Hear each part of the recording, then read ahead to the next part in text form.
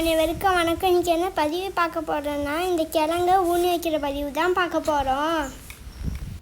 நான் ஊட்டி போகும்போது கார்டனில் இந்த பூ பிடிச்சிருந்துச்சின்னு கிழங்கு வாங்கிட்டு வந்தேன். இந்த பூவோட பேர் டாலியா. இந்த ஸ்க்ரீனில் கொடுத்துருக்கேன். இது மாதிரி தான் பூ பெருசு பெருசாக பூக்கும். இது எல்லார் கலர்லேயும் அழகழகாக இருந்துச்சு. நான் வாங்கிட்டு வந்த கிழங்கு என்ன கலர்னு தெரியல, பூக்க போகிறது தான் தெரியும். ஊரில் மழை பெஞ்சனால ஈரமாக இருந்துச்சு, அதுதான் மண்ணை கொட்டி விட்டு வச்சு விட்டேன். இது எப்படி முளைச்சி வருது, எப்படி பூ பூக்குதுன்னு அடுத்தடுத்த வீடியோவில் போடுறேன். யாராச்சும் இதை மாதிரி வச்சு உங்களுக்கு பூ போட்டுருந்துச்சுன்னா மறக்காமல் கமெண்ட்டில் சொல்லுங்கள். ஏற்கனவே மண்ணில் ஈரம் இருந்துச்சு, ஆனால் லைட்டாக தண்ணி தெளித்து விட்டேன். இதுக்கு அதிகம் ஈரம் கொடுக்கக்கூடாது, லைட்டாக தண்ணியை தெளித்து விட்டுக்கணும்.